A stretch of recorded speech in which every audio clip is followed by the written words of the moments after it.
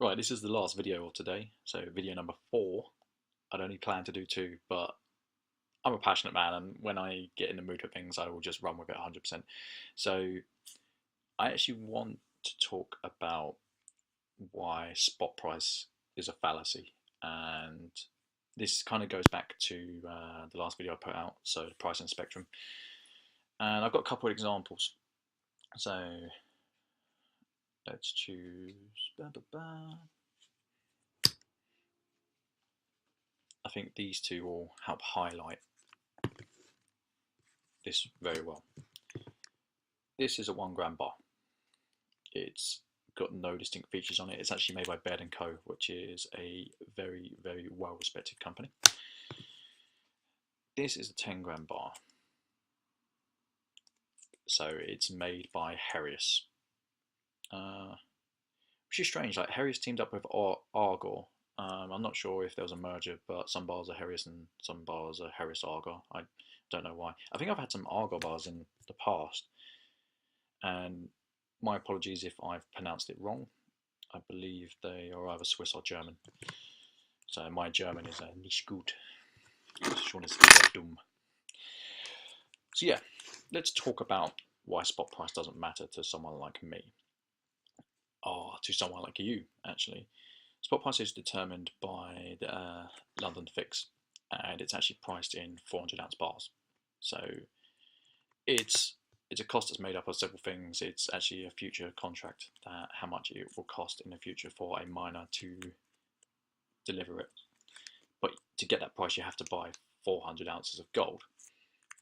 I don't even know what the figure is. Like it's so big. It's maybe what, £400,000, maybe less, maybe about 370. But the truth is, it doesn't mean anything. So if you go back to the pricing spectrum video, you will notice I've said that the more you buy, the cheaper it gets, and that is true. So I sell these for about £38 delivered. I will sell this bar for about £340 delivered, maybe even less. By buying in more, you're bringing something to the table, i.e. money on this occasion, and you're getting it cheaper.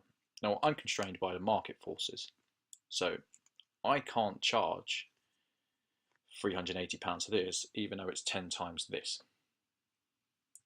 There's too many players in the market that will beat me in price.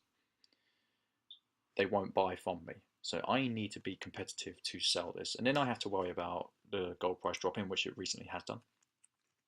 I also need to turn it over very quickly because it's low margin.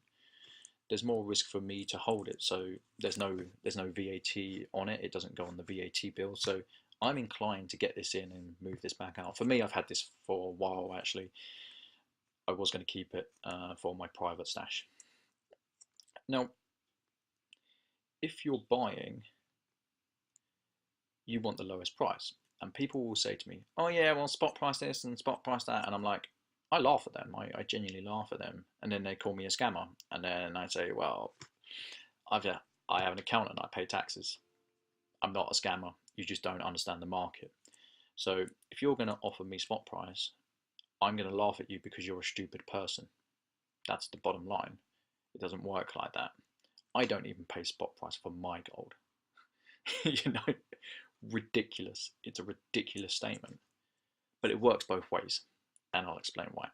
So when you're a seller, you can conform to the benchmark that the market sets.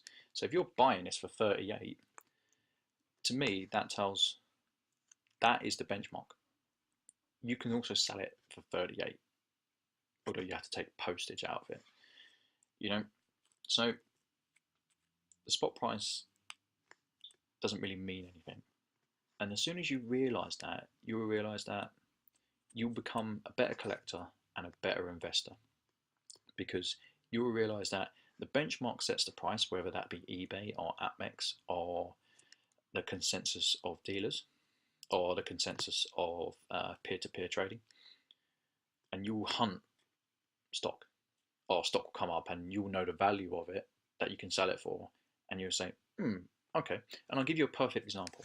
So I have a dealer that I use. quite often, and he offered me 20 2013 kookaburras, brand new, still in seal.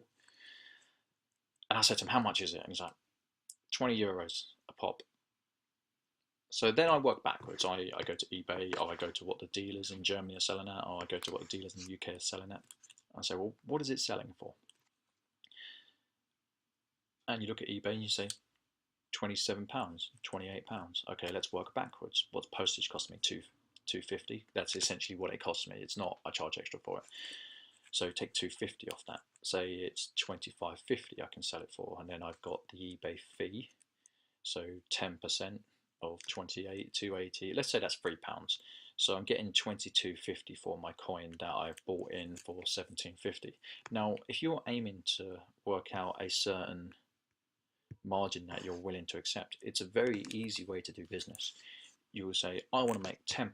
If I'm buying for this amount, I need to sell it for this amount. I need to make this amount of profit after the costs are taken out.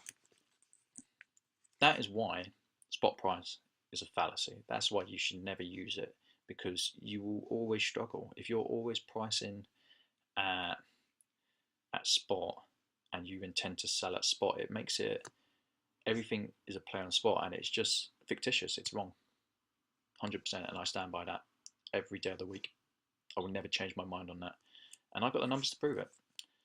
So as soon as you realize that spot price is not the main driver of prices, it will make you a better collector, and it will also make you a better investor. And I hope this helps. I genuinely hope this bit of information is useful to everyone who watches it.